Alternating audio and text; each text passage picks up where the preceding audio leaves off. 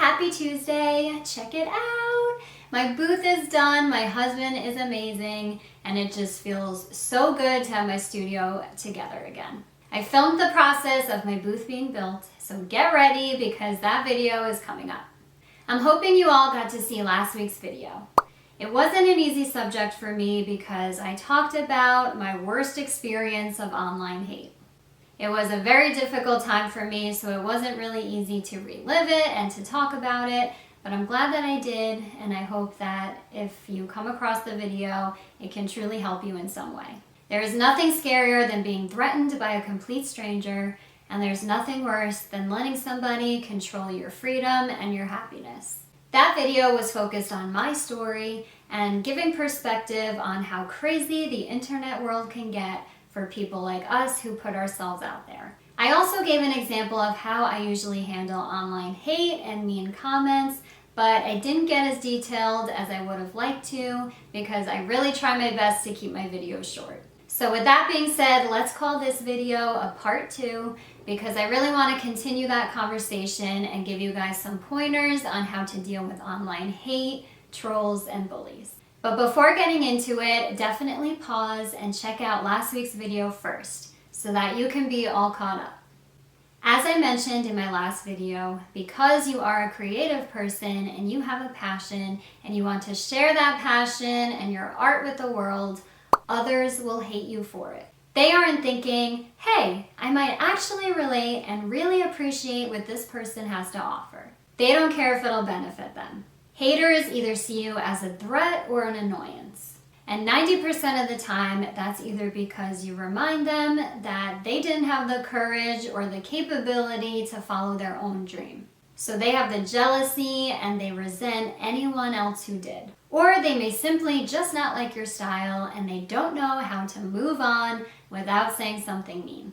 A lot of people just simply don't have the patience to support somebody who isn't a big deal yet or isn't supported by millions. We all know that every big star that we have today was once just getting started too, and nobody cared about them until they became a big deal. The way I see it is people who are willing to be mean to a complete stranger truly give away how sad and unhappy their daily lives are. Because people who are truly good at heart and have substance in their lives wouldn't even think to attack a random person that they know nothing about. And like I said in my last video, those angry, sad people all have a story as to why and how they have become the absolute worst version of themselves. And it's up to you, and it is your choice to either fight with them, to argue back with them, and to hate them for it, or to feel sorry for them. My first tip to dealing with online hate and trolls is to, number one, above all things, make sure that you are secure with who you are as a person. In other words, know your worth, have confidence in yourself, and practice having thick skin. Being able to overlook people's opinions and to be above the nonsense is the most important thing. It starts with you. If you are easily hurt, sensitive, and care way too much about what other people think, I would suggest working on yourself first before putting yourself out there for the world to judge. Take care of your mind, heart, and soul. If you feel bad about yourself, that very first mean comment can easily deter you. It's easier said than done, but your mental health and your happiness comes first, and it should be your main priority. If you are stable and secure with your craft and who you are, those silly little comments and opinions will roll off your back much easier. You will be strong enough to hold your tongue and to fight the urge to argue with others and to defend yourself, because you know who you are. And now that brings me to my second tip. Number 2. Don't waste your energy and your time on trolls. We all know how I like to handle mean comments and mean people from my last video. I just simply delete the comment and block. I do not allow 1 ounce of my energy on this he said, she said shit. I'm not in middle school anymore. I know there is no winning with an irrational mind or person. They just want to get a rise out of you, to get your attention, and to keep it going. I do not give them what they want. It's very boring, you can say, but I never show up and I never give them what they're looking for. They don't matter to me. The only opinions that matter to me are from people that I love. So why would I bother with a complete stranger that just wants to fight? Don't let them take up your headspace. As you sit there hurt, obsessing, and trying to figure out this awesome comeback, they've already moved on to 3 other people to attack. Don't forget what I said. Misery loves company. Don't join them. Hold your tongue, and I promise that it is way more annoying for them when you just never show up. It takes all their fun away, and that's my fun. Tip number 3, keep yourself safe and don't get too comfortable with sharing too much detail. I used to tag where I was a lot of the time. I would share photos of my town, my house, and my favorite restaurants. I don't do that anymore. When I was dealing with my stalker and getting threatened, it really opened my eyes to how much people overshare sometimes. You honestly never know who's watching, and it's never a good idea to make it so easy to find you. Once I hit 10,000 followers on my Instagram, which was a while ago, and I was starting to get those weird DMs, those dirty DMs, and the mean DMs.